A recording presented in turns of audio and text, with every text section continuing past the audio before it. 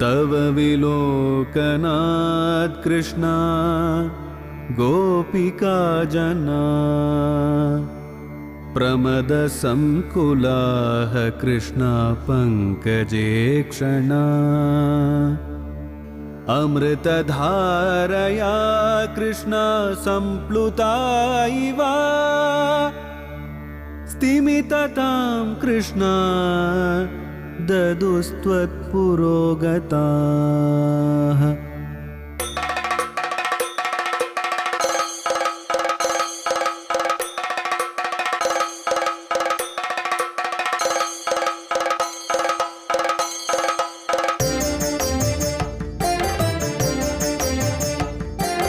குருவாயூரப்பனாம் கோகுலத்து மன்னனாம் குழந்தையாக கோலம் தரும் மாமாய வண்ணனாம் நாராயணீயமெனும் நல்விருந்தின் நாதனாம் நாமரசத்தேனினிமை கூட்டுகின்ற ஆயனாம் நாராயணா ஸ்ரீமன் நாராயணா ஹரிநாராயணா ஸ்ரீமன் நாராயணா நாராயணா ஸ்ரீமன் நாராயணா நாராயண பட்டதிரி உருகும் பரமனா நலம் தரும் நாராயணீயம் அருள் வழங்குமே தினம் நம்மை காக்குமே.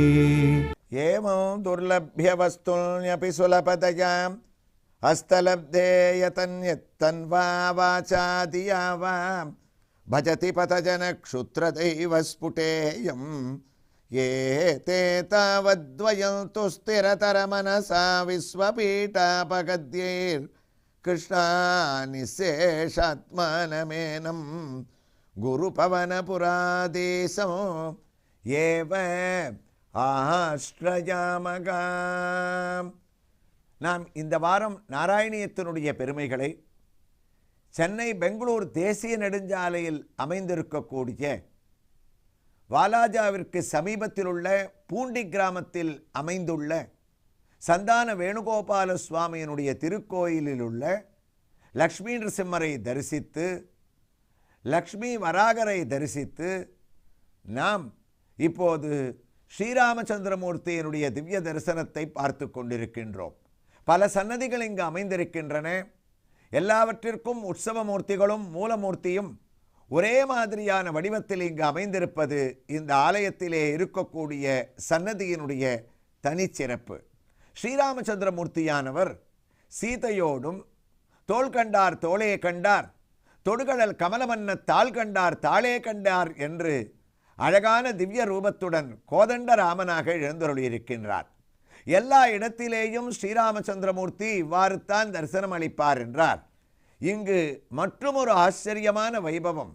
மூலமூர்த்தி உற்சவமூர்த்தி இருவருடைய ஸ்ரீராமச்சந்திரமூர்த்தியினுடைய திருவடிகளிலே பாதங்களிலே ஆஞ்சநேய சுவாமி தாசபூதனாக கையை கூப்பிக்கொண்டு அவரை சரணாகதி செய்யக்கூடிய பாதத்திலே அமைந்திருப்பது இங்கு இருக்கக்கூடிய தனி சிறப்பு. உற்சவமூர்த்தியிலே மற்றொரு ஆஞ்சநேயர் தனியாக இருந்து அவரை தரிசித்து கொண்டிருக்கின்றார். என்ன பொருத்தம் பாருங்கள். இங்கு நாராயணியத்தை முடிக்க இரண்டாவது ஸ்லோகத்தை முடிக்கக்கூடிய பட்டத்திரி சரணாகதியினுடைய வைபவங்களை கூறிக்கொண்டிருக்கின்றார் என்று நாம் குறிப்பிட்டோம். அனுமனும் இங்கு ராமனுடைய பாதத்திலே அமர்ந்து கொண்டு ஸ்ரீராமச்சந்திரமூர்த்தியை சரணாகதி செய்யக்கூடிய பாவத்திலே இங்கு இருந்து கொண்டிருக்கின்றார். குருபவனபுராதீசம் ஏவ ஆஸ்ரயாமகா. ராமன் சரணாகத வத்சலன் என்று பெயரெடுத்தவன். சரணாகதி என்றால் நாம் கூறிக்கொண்டிருப்பது அவனுடைய பாதத்தை பிடித்துக் கொள்வது. ராமாயணத்திற்கு சரணாகதி கிரந்தம் என்று பெயராம். தேவதைகளுடைய சரணாகதியிலே ராமாயணமானது ஆரம்பிக்கும். ராவணனை அழிக்க வேண்டும் என்று பிரார்த்திப்பார்கள். ராமன் அதற்காக அவதாரம் செய்து எவ்வளவு சரணாகதிகள், அகலிகையினுடைய சரணாகதி, அயோத்தி மக்களுடைய சரணாகதி, குகனுடைய சரணாகதி, காட்டிலே விராதனுடைய சரணாகதி, அவ்வாறு கூறிக்கொண்டே சென்றோமே. ஆனால் கபந்தன், ஜடாயு, சபரி இவ்வளவு பேர் சரணாகதி செய்தது மட்டுமல்லாமல் இந்த திருத்தலத்திலே இருப்பது போல கிஷ்கிந்தா காண்டத்திலே அனுமனுடைய சரணாகதி, சுக்ரீவனுடைய சரணாகதி, எல்லாவற்றிற்கும் முத்தார்ப்பு வைத்தார் போல ராவணனுடைய சகோதரனான விபீஷணனுடைய சரணாகதி, ஆக தேவதைகளுடைய சரணாகதியிலே ஆரம்பித்து விபீஷ்ண சரணாகதியிலே முடிக்கக்கூடிய ராமனுக்கு சரணாகத வத்சலன் என்று 10 அவதாரங்களிலே அவனுக்கு உயர்ந்த பெயர் உண்டாம். உடைந்தவர் குதவானாயின் உள்ளதொன்றீயானாயின் அடைந்தவர்க்கு அருளானாயின் அறம் என்ன ஆண்மை என்ன என்று உபதேசித்த அவனுடைய திருத்தரத்திலே 2வது ஸ்லோகத்தினுடைய பூர்த்தியின் சரணாகதி வைபவத்தை நாம் கேட்பது, அவனை தரிசிப்பது எவ்வளவு பொருத்தமாக அமைந்திருக்கின்றது. குருபவனபுராதீசம் ஏவ ஆஸ்ரயாமகா. சரணாகதி என்றால் என்ன? அவனுடைய பாதத்தை பிடிப்பது. குருவாயூரப்பா நீயே கதி என்று சொல்வது என்று நாம் குறிப்பிட்டோம்.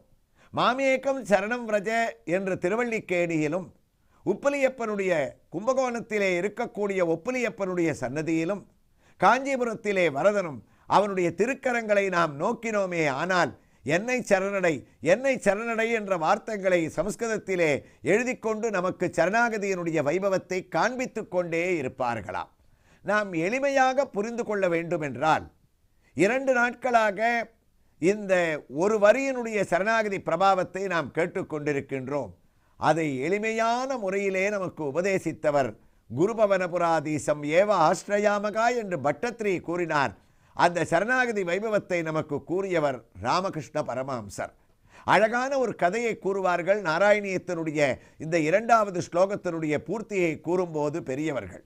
ராமகிருஷ்ண பரமஹம்சர் ஒரு முறை கல்கட்டாவில் பாத யாத்திரையாக கிளம்பி ஒரு கிராமத்தின் வழியே சென்று கொண்டிருந்தாராம். அவ்வாறு செல்லும்போது சற்றே தனது இடது பக்கம் திரும்பினார். அங்கு ஒரு வீட்டு திண்ணையின் வெளியிலே ஒருவர் ஒரு இயந்திரத்தை போட்டுக்கொண்டு அதிலே அரிசியை போட்டு மாவை அரைத்து கொண்டிருந்தாராம். ஏனென்றால் அந்த காலத்தில் மாவு மிஷின்களோ அல்லது மிக்சியோ கிடையாது. எந்திரத்தில் தான் கல் எந்திரத்தில் அரைக்க வேண்டும். அவ்வாறு இந்த ஆசாமி அரிசியை போட்டு அரைத்து கொண்டே இருக்கும்போது பரமஹம்சர் அவரை உற்று கவனித்தார். அவர் கண்களில் தாரதாரையாய் கண்களில் நீர் வழிய தாரை தாரையாக அழுது கொண்டே இதை அரைத்து கொண்டிருந்தாராம். இவர்தான் பரமஹம்சராயிற்றே. அப்படி என்றால் என்ன அர்த்தம்? மற்றவர் கஷ்டப்பட்டால் பொறுக்காதவர். அதனால் தன்னுடைய யாத்திரையே நிறுத்தினாராம். அந்த ஆசாமி இடத்திலே சென்றார். அப்பா, உனக்கு என்ன உலகத்திலே கவலை? என்ன கவலையாக இருந்தாலும் என்னிடத்திலே தைரியமாக கூறு, அதை நான் தீர்த்து வைக்கின்றேன் என்றார். அவர் அதிசயமாக கூறினார், உங்களை பார்த்தால் ஒரு சன்னியாசியாக இருக்கின்றீர். சாதுவே, ஒரு விஷயத்தை உங்களுக்கு சொல்லுகின்றேன். வாழ்க்கையிலே எனக்கு எந்த விதமான குறையும் கிடையாது. சகல ஐஸ்வர்யங்களும் இருக்கின்றது. நல்ல மனைவி, நல்ல பிள்ளைகள், அவர்களுக்கெல்லாம் கல்யாணத்தை முடித்து விட்டேன். தாத்தா என்று கொஞ்சக்கூடிய பாசமான பேரன் பேத்திகள் என்னிடத்திலே இருக்கின்றார்கள். உடலிலே எனக்கு எந்த விதமான நோயும் இதுவரை வந்தது கிடையாது. என்னை விட உலகத்திலே அதிர்ஷ்டமானவன் கிடையாது என்றாராம். பரமஹம்சர் சிரித்தார். நமக்கும் சிரிப்பாக வருகின்றது. இவ்வளவு இருக்கும்போது எதற்காக நீ அழுதாய்? என்ன கஷ்டம் உனக்கு? அந்த ஆசாமி கூறினார், சாதுவே, நான் உலகத்திலே இருக்கக்கூடிய குடும்ப கஷ்டத்தை நினைத்து அழவில்லை. இந்த எந்திரத்திலே அரிசியை போட்டு அரைக்க ஆரம்பித்தேன். அப்போது கடவுளுடைய படைப்பை நினைத்து எனக்கு அழுகை வந்தது என்றாராம்.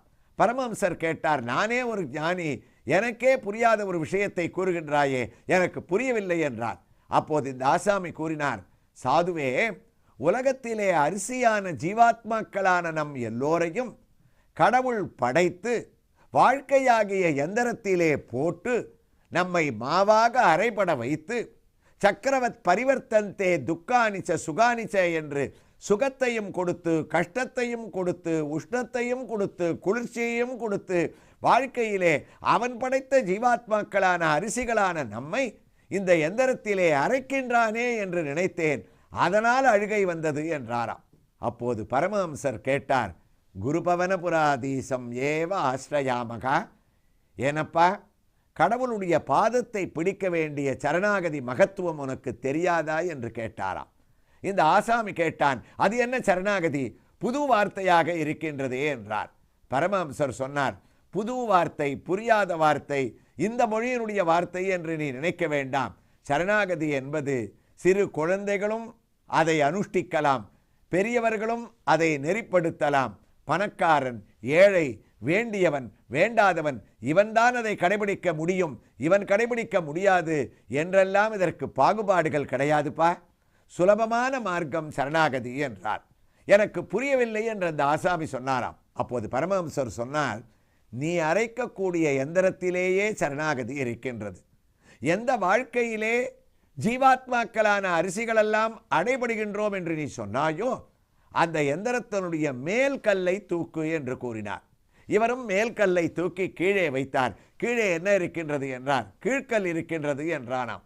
கீழ்கல் இருக்கின்றது என்று எனக்கும் தெரியும், கீழ்கல்லுக்கு நடுவிலே என்ன இருக்கின்றது என்று உற்றுப்பார் என்றார். நடுவிலே மரக்கட்டையால் செய்த அச்சு என்று ஒன்று இருக்கின்றது. அந்த அச்சு இல்லாவிட்டால் இந்த மேல் கல்லை எங்களால் சுற்ற முடியாது என்றாராம். பரமஹம்சர் எளிமையாக கூறினார், அந்த கீழ்கல்லிலே இருக்கக்கூடிய அச்சு தான் சரணாகதியை காட்டக்கூடிய தர்மம். அதைத்தான் நாம் இப்போது 2வது ஸ்லோகத்தினுடைய முடிவிலே கேட்டுக்கொண்டிருக்கின்றோம். அது என்ன கீழ்கல்லிலே இருக்கக்கூடிய அச்சிலே சரணாகதி என்றான். பரமஹம்சர் சொன்னார், அப்பா, வாழ்க்கையாகிய எந்திரத்தில் கடவுளால் படைக்கப்பட்ட ஜீவாத்மாக்களான அரிசிகளான நாம் அனைவரும் அறைபடுவதில்லை. நீ அரைத்து கொண்டிருக்கக்கூடிய கீழ் எந்திரத்திலே இருக்கக்கூடிய அச்சை சுற்றி என்ன இருக்கின்றது என்று எட்டிப்பார் என்றார். இவன் பார்த்துவிட்டு சொன்னான், ஆமாம், அதிசயமாக இருக்கின்றது. இந்த அச்சை சுற்றி இருக்கக்கூடிய அரிசிகள் அரைபடாமல் முழு அரிசியாக அப்படியே இருக்கின்றன. வெளியிலே அச்சை விட்டு வந்திருக்கக்கூடிய அரிசிகள் தான் மாவாக அடைபட்டு கீழே விழுந்திருக்கின்றன. பரமஹம்சர் சொன்னார், வாழ்க்கையாகிய எந்திரத்திலே கடவுளால் படைக்கப்பட்ட அரிசியாகிய ஜீவாத்மாக்கள் யாரும் அறைபடுவதில்லை. அறைபடாமல் இருக்கக்கூடிய ஜீவாத்மாக்கள் நடுவிலே இருக்கக்கூடிய அச்சாகிய கண்ணனுடைய பாத கமலத்தை யார் கெட்டியாக பிடித்து கொண்டார்களோ, அவனை சரணடைகின்றார்களோ, அவர்களுக்கு வாழ்க்கையிலே துக்கம் என்பது இல்லை. அதை நீ புரிந்து கொள் என்று அவன் அரைத்த மாவிலே இருக்கக்கூடிய எந்திரத்தின் ஒரு கல்லின் நடுவிலே இருக்கக்கூடிய அச்சையே மையமாக வைத்து சரணாகதி வைபவத்தை ராமகிருஷ்ண பரமஹம்சர் போதித்தார் என்று இந்த நாராயணியத்தினுடைய 2வது ஸ்லோகத்தை முடிக்கும் போது சரணாகதி பிரபாவத்தை சொல்ல வந்த மகான்கள் அழகாக எளிமையாக அனைவருக்கும் புரிந்து கொள்ள ஒரு உதாரணத்தை காட்டுவது உண்டு. அதைத்தான் இங்கு பட்டத்திலே குறிப்பிடுகின்றார். குருவாயூரப்பா, குருபவன புராதீசமோ ஏவ ஆஸ்ரயாமகம், உன்னுடைய திருவடிகளை கெட்டியாக நாங்கள் பிடிப்பது இருக்கின்றதே, கண்ணலல்லால் சரணில்லை என்று எதை நாங்கள் கொள்ள வேண்டுமோ அதற்குத்தான் சரணாகதி என்று பெயர். தனக்கு ஓமை இல்லாதான் தாள் சேர்ந்தார் கல்லால் மனக்கவலை மாற்றலரிது வாத்சல்யாத் அபயப்பிரதான சமயாத்தார்த்தார்த்தி நிர்வாபனாத் ஔதார்யாத் அகசோஷனாத் அகனித ஷேயப்பத பிராபனாத் சேவ்ய ஸ்ரீபதி ஏக ஏவ ஜகதாம் ஏதே சசாட்சாட்சிணகாம் பிரக்லாதஸ்ய விபீஷணஸ்ய கரிராட் பாஞ்சால்யகல்யாத்ருவகாம். ஒரு வரிக்கு எத்தனை அர்த்தங்கள் நாராயணியத்தில். பவனபுராதீசம் ஏவ, சரணாகதி என்றால் அவனுடைய பாதத்தை பிடிப்பது என்று தெரிந்து கொண்டோம். குருவாயூரப்பா, நேரே உன்னுடைய பாதத்தை பிடிப்பதற்கு முன் குருவாயூர் மண்ணை நாங்கள் சரணடைய வேண்டும். அதற்கு ஸ்தல சரணாகதி என்று பெயர். இங்கு இறங்காவிட்டால் உன்னுடைய திவ்ய தரிசனம் எங்களுக்கு கிடைக்குமா? இந்த ஊரிலே இறங்கி உன்னுடைய கர்ப்ப கிரகத்திற்கு முன்னால் நின்று கொண்டு பற்றுக பற்றற்றான் பற்றினை அப்பற்றும் பற்றுக பற்றுவிடற்கு என்று பற்றுக பற்றுவிடற்கு என்று எங்கள் பற்றை விட வேண்டுமேனே. ஆனால் சிரமான மனசோடு அசஞ்சலமான பக்தியை செலுத்த வேண்டுமே. ஆனால் உன்னுடைய பாதத்தை நாங்கள் பிடிக்க வேண்டும். அவ்வாறு செய்துவிட்டோமே. ஆனால் எங்களுக்கு மட்டுமல்ல, உலகத்திற்கே நீ நன்மையை அளிக்கின்றாய் என்று விஸ்வபீட்டாபகத்யை நிசேஷாத்மானமே நமோ குரு பவன புராதீசம் ஏவ ஆஹாஸ்ரஜாமகா. அவனை சரணடையுங்கள் என்ற திவ்ய உபதேசத்தோடு 2வது ஸ்லோகத்தை முடித்த பட்டத்ரி நாளைய தினம் இங்கு இருக்கக்கூடிய லக்ஷ்மி அயக்ரீவனுடைய திவ்ய தரிசனத்தோடு 3வது ஸ்லோகத்திலே என்ன சொல்ல வருகின்றார் என்பதை நாம் கேட்போம். நாராயணா ஸ்ரீமன் நாராயணா